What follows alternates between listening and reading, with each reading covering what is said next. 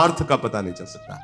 कागभूषुंड जी अपना अनुभव गरुण जी से बता रहे हैं। भगवान शंकर की मैं अनन्य भक्ति करता, बहुत समय व्यतीत हुआ, हरि की निंदा करता, देवताओं की निंदा करता, संपत्ति नष्ट हो गई, तो अवधपुरी से चलकर उज्जैनी पहुंचा। वहां काफी समय के बाद मुझे कुछ व्यवस्था मिली। मन में आया कि शायद ये जो हमारी दुर्गति है, हरि निंदा, देव निंदा, अशांति, हमने गुरु नहीं बनाया, इसलिए अध्यात्म की ऊंचाई पर चढ़ने के लिए सदगुरुदेव की आवश्यकता है। कपट रख करके, कपट रखने का मतलब केवल मंत्र मिल जाए बस, किसी इन किन प्रकार, तो हम कपट पूर्वक उनके नमन बंदन सेवा करते। वो बड़े कृपालु हुए, हमें शिव मंत्र दिया और उपदेश दिया। उनकी बात नहीं मानता, जैसे जैसे मंत्र जपा तो और अभिमान बढ़ गया कपट होने के कारण। इसलिए प्रणिपाते समर्पण। फिर प्रश्न आया, फिर प्रश्न, अहम से तो बात बिगड़ती है। गुरुदेव समझाते कि हरि हर में भेद नहीं है, लीला के लिए दो हैं। और जो वैष्णव की निंदा करता है वो कोई भगवान शिव को थोड़ी प्रसन्न कर लेगा, क्योंकि भगवान शिव परम वैष्णवाचार्य है। हरि हर एक ही बात है, और भगवान स्वयं आराधना करके दिखाते हैं। हरि रामेश्वर की स्थापना करते हैं, तो हनुमान जी से के रूप में उनकी सेवा में कई बार पाया गया है भगवान श्री कृष्ण शिव की आराधना करते हैं, शास्त्रों में पढ़ा है, और भगवान शिव इनकी आराधना में। तो जब ये सुना कि हर सेवक है, हरि स्वामी है, हृदय में बहुत जलन हुई। फिर गुरु को प्रणाम नमस्कार करना भी बंद कर दिया। एक बार मैं उज्जैन में भगवान शिव के मंदिर में मंत्र जप रहा था, इतने में गुरुदेव पधारे, तो ना प्रणाम किया ना उठ के खड़े हुए, कोई आदर नहीं किया। ये देखकर भगवान शंकर को सहन नहीं हुआ। भगवान शंकर ने आकाशवाणी मंदिर में वाणी प्रकट हुई कि अरे नीच, जिसने तुम्हें मंत्र दिया, जिसने तुम्हें उपदेश दिया, वही मंत्र जप रहा है और उन्हीं मंत्रदाता का अपमान कर रहा है।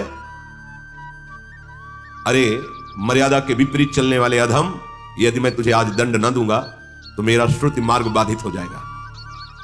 जो गुरुदेव से ईर्ष्या द्रोह करते हैं वो करोड़ों युग रौरो नरक में पड़ते हैं। जे सठ गुरुशन ईर्ष्या करें रौरो नरक कोटि युग पर। देखो ये माया की ही चाल है।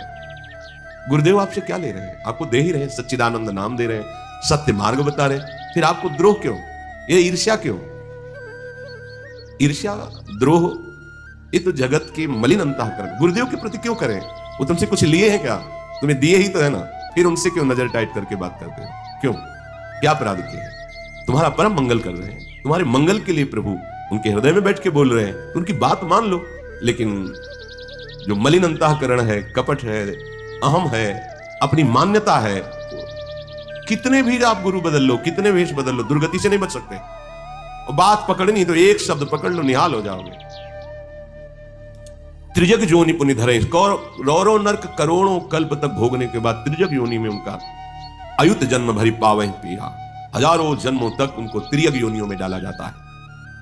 अरे पापी, गुरुदेव पधारे और अजगर जैसा बैठा रहा, जा सर्प योनि को प्राप्त हो और किसी वृक्ष के खोखले में कोड़र में जाकर अपना जीवन व्यतीत कर, मेरे मंदिर में बैठने का अधिकारी नहीं।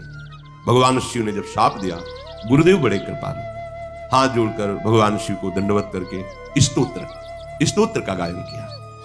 सुनि बिनती सर्वज्ञ शिव देखि विप्र अनुराग, पुनि मंदिर नभ बानी भई द्विजबर बर मांग।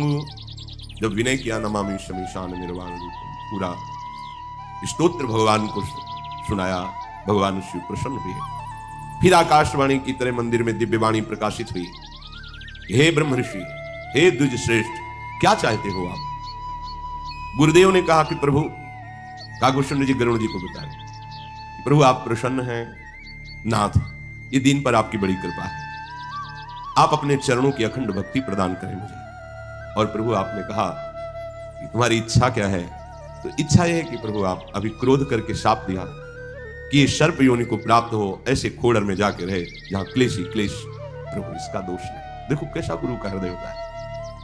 तब माया बस जीव जड़ संतत फिरई भुलान, तेहि पर क्रोध न करी प्रभु कृपा सिंधु भगवान, शंकर दीन दयाल। अब यही पर हो कृपाल, साप अनुग्रह होई जही नाथ थोरे ही काल। प्रभु, ये आपकी माया के वशीभूत होकर जीव सदैव भूला फिर रहा है। कृपा समुद्र, आप इस पर गुस्सा मत कीजिए। कितने कृपालु गुरुदेव, दीनों पर दया करने वाले। आप पूछे कि तुम्हारी इच्छा क्या है, तो हमारी इच्छा यह है प्रभु कि आप इससे प्रसन्न हो जाइए, आप कृपा कर दीजिए। नाथ, आपने जो शाप दिया मिटाइए मत, पर जो जन्मते मरते महान दुख होता है, इसे दुख ना हो। गजब, मतलब करुणा की सीमा है। आप स्वामी हो, आपका शाप दिया व्यर्थ ना जाए, पर थोड़े काल में ही है, थोड़े समय के लिए सर्प बने फिर पधार जाए, और जो जन्मने मरने में दुख होता है उसे आप कृपा करो प्रभु। कृपा निधान, मेरी प्रबल इच्छा है कि ये जीव जो मेरी शरण में हुआ आपकी आराधना कर, कैसा अब इसका कल्याण निश्चित हो जाना चाहिए। यही बात होती है गुरु के हृदय। सच्चे जो सदगुरुदेव भगवान है, सत्य स्वरूप है, वो यही चाहते हैं आप परम पदवी को प्राप्त हो। इनके इन प्रकार है। चलो भागो, कहां भागोगे? जिस मोड़ पे जाओगे वहीं खड़ा मिलेगा गुरुदेव, और तुम्हें वहीं से रोकेगा, वही संभाले। भाग लो, जहां भाग के जाओगे अखंड मंडलाकारम व्याप्तम येन चराचरम, वो संभालेगा। काहे को इतना परेशान करते हो? तुम्हारे लिए परम मंगल विधान है। अगर अनुकूल हो जाओ तो बहुत जल्दी आनंद में डूब जाओगे, प्रतिकूल हो जाओगे तो बड़े बड़े ऑपरेशन होंगे, पर स्वस्थ तो होगे ही, आज नहीं तो कल। समय काहे को बर्बाद करें? इसका कल्याण होना चाहिए। और हाथ जोड़कर प्रणाम किया जिधर से वाणी प्रकट हो रही थी। आवाज आई, एव मस्तु, ऐसा ही हो। यद्यपि इसने अक्षम्य अपराध किया है, गुरुद्रोह, ये अक्षम्य अपराध है, इसे खिलवाड़, माया बड़ी प्रबल होती है। गुरु की कृपा से ही बलवान हुए, हजार बुझाए हुई बाणा सूखे। जिस पर्वत में मारे चकनाचूर हो जाए, जिस दिग्गज को ललकारे हट जाए, कोई सामने नहीं। भगवान शिव का कृपा पात्र, तो भगवान शिव के पास ही जाकर बुझाए फड़काते, हजार बुझाए, होगा प्रभु गुरु आप ही आओ, दो दो हाथ हो जाए, जाओ जाओ तुम्हारी खुजली मिटाने वाला आने वाला है। तो सुदर्शन चक्र से सारी खुजली मिटाई। यही है, गुरु कृपा से हमारा पोषण होता है, गुरु कृपा से ही हमें सतमार्ग का दर्शन मिलता है। हम उन्हीं को हे भाव से देखने लगते हैं, क्या नहीं। जो उनके सहज वचनों को स्वीकार कर लिया, वो सहज में माया मुक्त हो गया। वो माया मुक्त करने के लिए मायापति ही उनके हृदय में बैठ के बोलते हैं। यद्यपि इसने भयानक अक्षम्य अपराध किया, गुरुद्रोह, मैंने इसको दंड देकर पवित्र करना चाहा है। देखो भगवान का भी दुलार, ये जो दंड है ये पवित्रता है। बहुत मलिन हो जाने पर फिर थोड़ी रगड़ लगानी पड़ती है कपड़े में। इसको जो दंड दिया है इससे पवित्र होगा। पर तुम्हारी कृपा देखकर इस पर अब मैं रीझ गया। तुम इतने कृपालु, तुम्हारी क्षमाशीलता ये साधु का बहुत बड़ा गुण है। क्षमाशीलता ये माना बहुत कठिन है। क्षमाशीलता, क्षमा करना बहुत है। कहते नहीं, आप जानते हो इतनी बार ऐसे फिर ऐसे, हाँ ये भी तो जानते हैं ना कि वो अपने स्वभाव में बरत रहा है, और यहां जिनकी आराधना करे उनका स्वभाव है नहीं कहूं नरिश कहूं भूली हूं न हो सकी। तो अभी वो बात उन्हीं के स्वभाव से, आराध्य देव का स्वभाव उतरता है उपासक में। यदि आप प्रतिकूलस्य वर्जनम, तो बहुत जल्दी आप आनंद प्राप्त कर ले। ये क्षमाशीलता, परोपकार देखकर मुझे बहुत प्रियता लगी। क्षमाशीलता से भगवान बहुत जल्दी गिर जाते हैं। कोई कैसा भी, राधे राधे, आगे बढ़ो। मुझे वैसे ही प्रिय है जैसे प्रभु श्री हरि मुझे प्रिय है। क्षमाशील मुझे वैसे ही प्रिय है जैसे प्रभु हरि प्रिय है। ये 1000 जन्म सर्प योनि प्राप्त करेगा, 1000 जन्म, 1000 बार ये सर्प बनेगा, 1000 बार ये मरेगा, ये तो व्यर्थ नहीं जाएगा। परंतु इसे जो जन्मने और मरने का दुख है, इसे प्राप्त, जन्मत मरत दुषाह दुख होई, यही स्वल्पो नहीं व्यापी है। तुम्हें कृपालु देख करके जाओ, इसको जन्मने मरने का दुख नहीं प्राप्त होगा। कौन्यू जन्म मिटी नहीं ज्ञाना, और आप कृपालु हो इसलिए इसकी स्मृति आबाद कर देता हूं। इसके हृदय में याददाश्त रहेगी, आपकी कृपा की, हमारे भजन की याद स्मृति रहेगी। किसी भी जन्म में इसकी स्मृति माया बाधित नहीं कर पाएगी। देखो तो रघुनाथ जी की पूरी अवध में इसका जन्म हुआ,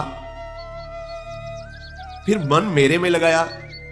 पुरी के प्रभाव से, आपकी कृपा से, मेरी आराधना से अब इसके हृदय में विशुद्ध हरि भक्ति प्रकट होगी। भगवान श्री ने गुरु कृपा से, अवध में जन्म लेने के प्रभाव से, मेरी आराधना से इसके हृदय में विशुद्ध हरि भक्ति प्रकट होगी। मेरा वचन सत्य होता है। हे द्विज श्रेष्ठ, हमारे प्रभु को प्रसन्न करने का एक मैं उपाय तुम्हें बताता हूं। भगवान शिव कह रहे हैं, सुनु मम बचन सत्य अब भाई, हरितोषण व्रत द्विज सेवकाई, अब जन करहि विप्र अपमाना, जाने सुसंत अनंत समाना। जो ब्रह्म ऋषियों की सेवा करता है, भक्तों की आराधना करता है, वो हरितोषण व्रत है। सबसे बड़ा व्रत हरितोषण, हरि प्रसन्न हो जाते हैं। क्या व्रत? भगवान के भक्तों की आराधना। जो ब्रह्म ऋषि जन है, इनकी अपराध कभी न बनने पावे। काकभूषण जी अब जन करे विप्र अपमाना, ए सावधान, कभी जीवन में अब भक्त अपराध न बनने पावे, किसी ब्रह्म ऋषि का अपमान न करना।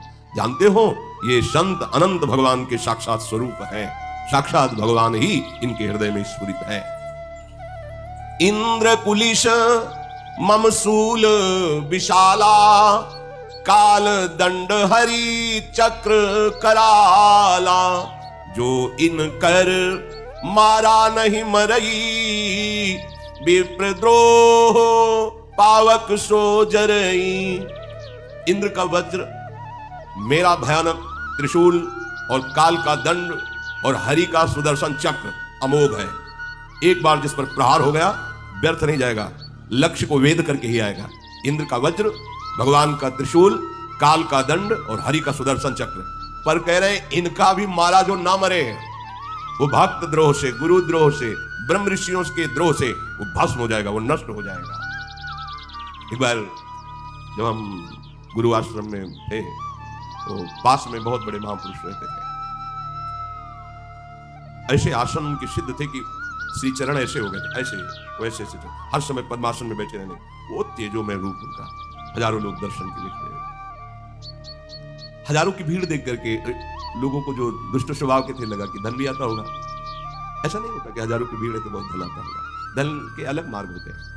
करुणा में जैसे अपने माँ पुत्रों से मिलती है, ऐसे बड़े संत सबसे मिलते हैं। उनका कोई लोभ लालच थोड़ी होता है कि आया हमें कुछ, फिर संत, फिर क्या जाना, फिर पाया क्या? विषयी पुरुषों के चंद विषय कणों को अगर वो चाह रहे तो उनसे श्रेष्ठ तो वो हुए जो आए हैं, क्योंकि उनसे हम चाह कर रहे तो वो श्रेष्ठ नहीं हुए। महापुरुष थे। रात्रि में 4-5 लोग एकांत रहते थे, बाउंड्री कूद करके गए, अस्थि मात्र हो रहे शरीर, उनको डंडों से मारा। कहाँ है रुपया? कहाँ पे? धूर्त लोग जो होते हैं मदिरा पान की ऐसे। देखो प्रभु की लीला होती है, इसमें न करे कि कहाँ गए थे भगवान तुम्हारे, उसी डंडे में भगवान थे, उनमें भी थे। इनकी एक लीला विचित्र है, यार हाथ से रघुनाथ कर बेग न जाने कोई, जो जाने रघुपति कृपा तो सपने मोह न हो। अज्ञान में प्रश्न, ठाकुर हरिदास को कोड़े लग रहे थे, कहाँ थे तुम्हारे भगवान जो बाल बांका भी नहीं कर सकते, वहां तो 22 बाजारों में कोड़े मार मार कर। भगवान की लीला समझ में अगर आ जाए ना तो ब्रह्मा और बड़े बड़े कह रहे हैं कि नाथ, वेद कह रहे नेति नेति, तो तुम कैसे जान जाओगे? जान गए तो जा सुकृपा सब भ्रम मिट जाएगी, कोई भ्रम नहीं रहेगा। बड़े बड़े अधिकारी जन उनके दर्शन करने आते थे। जब सुबह तो पूछा कि महाराज आप एक बार बता दीजिए किसने ऐसा किया? तो हमें पता ही नहीं बच्चा कि किसने किया। वो नहीं, आपको तो यहाँ 20 वर्ष रहे तो आप आसपास के तो नहीं बच्चा, हमें किसी को नहीं, इतने क्षमाशील किसी को नहीं। 2-3 महीने ही बीती थी तो चिल्ला चिल्ला के वो बोलने लगे हमने किया, हमने महाराज को मारा, ये मरा, वो मरा, ये नष्ट हुआ, वो नष्ट। कह रहे इंद्र कुलिशमम शूल विशाला, काल दंड हरि चक्र कराला, जो इनकर मारा नहीं मरई, विप्रद्रोह पावक। ब्रह्म ऋषियों का अपमान, वो क्षमाशील है तो उमा क्षमा शाप होते भाई। अभिमान मत करो, दैन्य गलती अगर हो गई तो उन्हीं से क्षमा मांग लो, बड़े कृपालु हैं। अब वो विधान लागू किया जाता है जो आगे तुम्हें कभी भी शांति नहीं मिलेगी।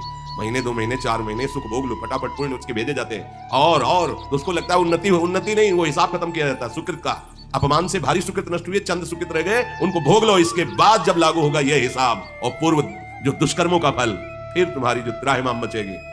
बहुत होश में भगवान शिव कह रहे हैं इंद्र के वज्र से, मेरे त्रिशूल से, काल के दंड से और हरि के सुदर्शन चक्र से भी जो न मारा जा सके, वो भी संत द्रोह, भक्त द्रोह, ब्रह्म ऋषियों के द्रोह से भस्म हो जाएगा, नष्ट हो जाएगा। विवेकवान बनो। अगर किसी भी भक्त का अपमान नहीं हुआ और आराधना करते रहे तो तुम्हारे लिए कुछ भी दुर्लभ नहीं होगा।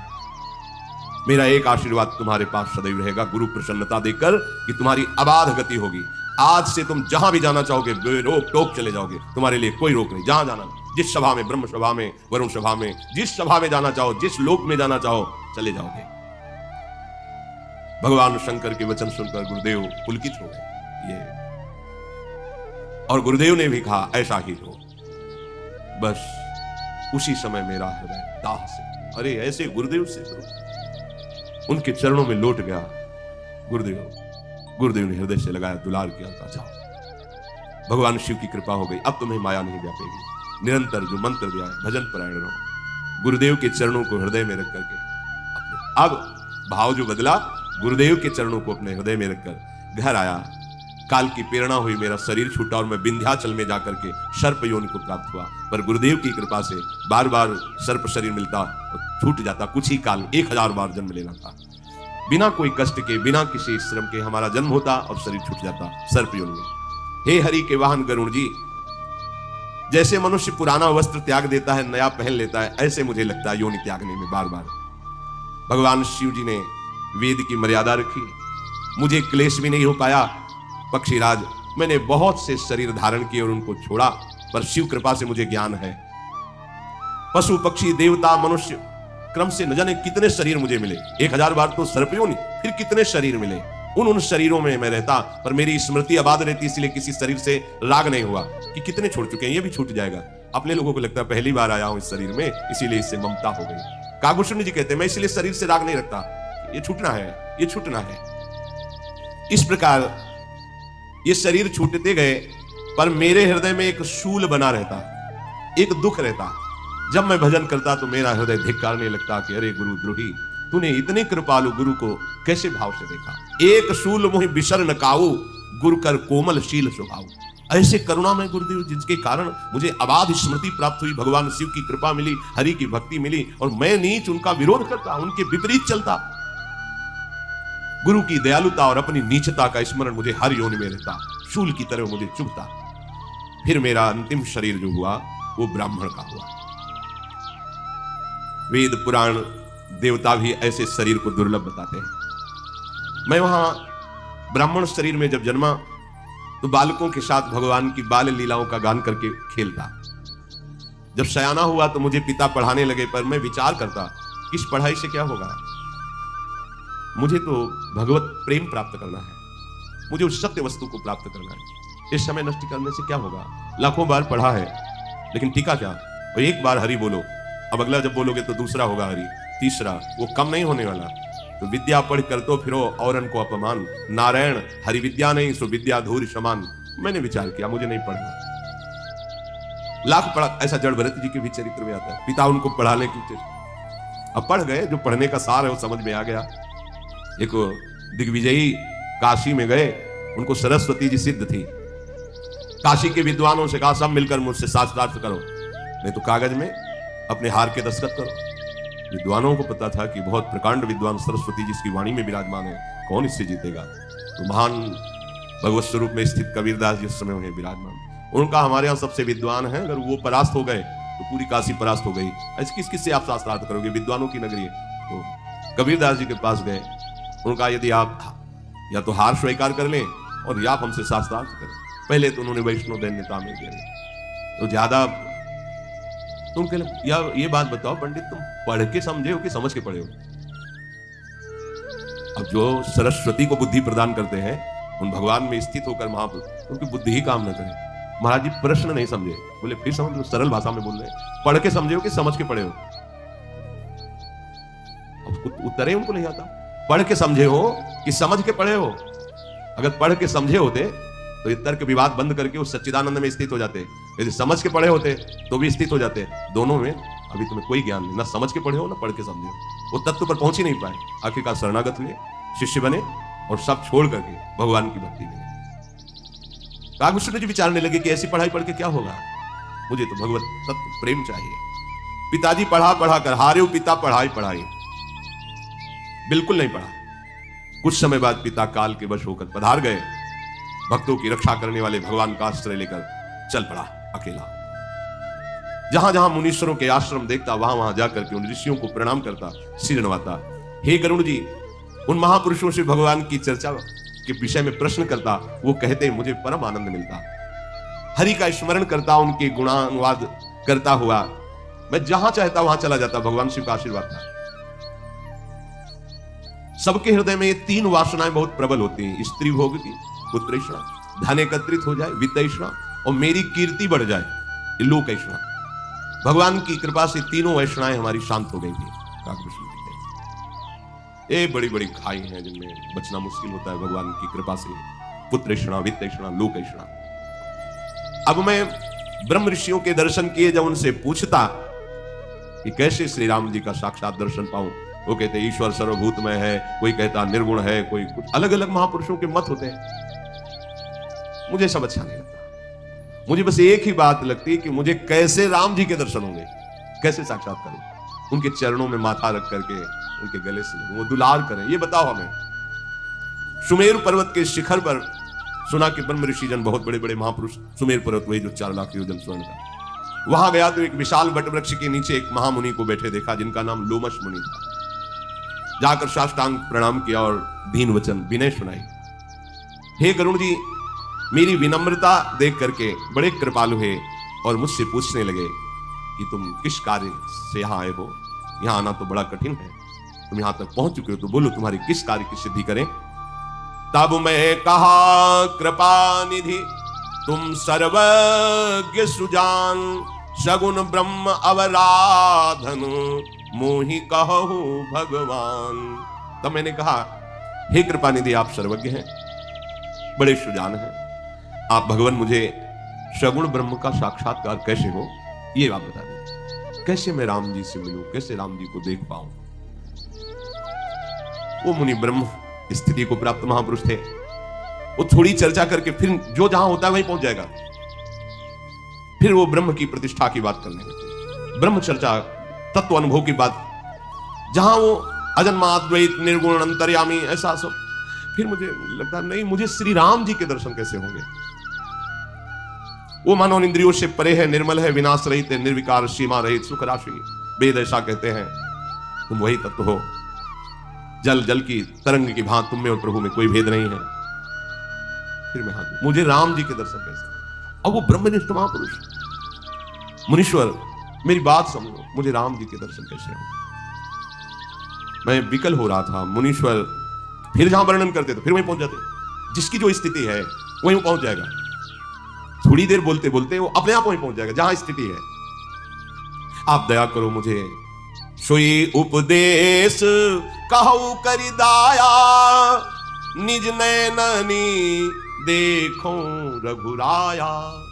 तो मुझे सब अच्छा करो, मुझे तो वो उपदेश करो जिससे मैं भर नेत्र अपने राम जी को देखूं। भरी लोचन बिलो की अवधेशा, तब सुनी हो निर्गुण उपदेशा। मुझे नेत्र भर कर प्रभु को। अब वो फिर शुरू कर दे, फिर मैं टोक देता। जहां वो शुरू करते मैं बार बार प्रभु नहीं, मुझे निर्गुण मत को मैं काट देता। प्रभु मुझे साक्षात प्रभु श्री राम के दर्शन चाहिए। और उस करते सगुण निरूपण, फिर पहुंच जाते निर्गुण में। स्थिति निर्गुण की है तो उत्तर प्रत्युत्तर बार बार मेरे काटने पर, वचन काटने पर, अवहेलना करने पर उनको क्रोध आ गया। कागभूषण जी गरुड़ जी से, सुनु प्रभु बहुत अवज्ञा किए, उपज क्रोध ज्ञान इनके हिए। अति संघर्षण जो कर कोई, अनल प्रगट चंदन ते हुई। चंदन का स्वभाव शीतलता करना है। बार बार चंदन की लकड़ी परस्पर ही रगड़ो तो अग्नि पैदा हो जाएगी। ऐसे ही बार बार अवज्ञा करो ज्ञानी महापुरुषों के, तो उनमें भी रोष प्रकट हो जाता है। अब बार बार मैं उनकी बात काट देता तो एकदम क्रोधित हो गए। बारंबार शकोप मुनि करे निरूपण ज्ञान, और मैं अपने मन बैठ तब करूं विविध अनुमान। कि क्रोध की द्वैत बिनु, क्रोध की द्वैत बुद्धि बिनु, द्वैत की बिनु अज्ञान, माया बस परिचिन्न जड़ जीव की इस समान। मैं बार बार चिंतन करता कि मुनि को क्रोध आ गया। क्रोध तो तब होता है जब द्वैत हो, दूसरा हो। अगर द्वैत है तो अज्ञान भी है। क्या जीव इसके समान हो सकता है? मैं ऐसा सोचता। क्या सबका हित चाहने वाले को कभी दुख हो सकता है? क्या जिसके पास पारसमणि वो दरिद्र हो सकता है? क्या दूसरे से द्रोह करने वाला कभी निर्भय हो सकता है? क्या कामी पुरुष कभी शुभगति प्राप्त कर सकता है, कलंक रहित रह सकता है? क्या भक्तों का बुरा सोचने वाला, चाहने वाला, ब्रह्म ऋषियों का द्रोह करने वाला, क्या उसका वंश कुल परंपरा सुरक्षित रह सकती है? क्या आत्मज्ञान होने पर कोई कर्म और कर्म फल रहता है? क्या दुष्टों के संग से सुंदर बुद्धि बची रहती है? क्या परिस्त्रीगामी दुर्गति को प्राप्त नहीं होता? क्या परमात्मा को जान लेने पर भी जन्म मरण का चक्र बना रहता है? क्या भगवान और भक्ति की निंदा करने वाला कभी सुखी हो सकता है? क्या बिना नीति का रहस्य जानने वाला कोई राजा उत्तम हो सकता है? क्या हरि का चरित्र वर्णन और श्रवण करने से पाप रह सकते हैं? क्या बिना पुण्य के पवित्र यश हो सकता है? क्या बिना पाप के अपयश हो सकता है? जिसकी महिमा वेद संत पुराण गाते हैं, क्या हरि भक्ति के समान कोई लाभ हो सकता है? मैं ऐसा विचार कर रहा था, बड़ी युक्तियां मन में सोच रहा था और महर्षि क्रोध के आवेश में हो गए। मेरे मन में बस ये विचार चल रहा था कि मनुष्य शरीर प्राप्त करके भगवान का साक्षात दर्शन करना, इससे बड़ा कोई लाभ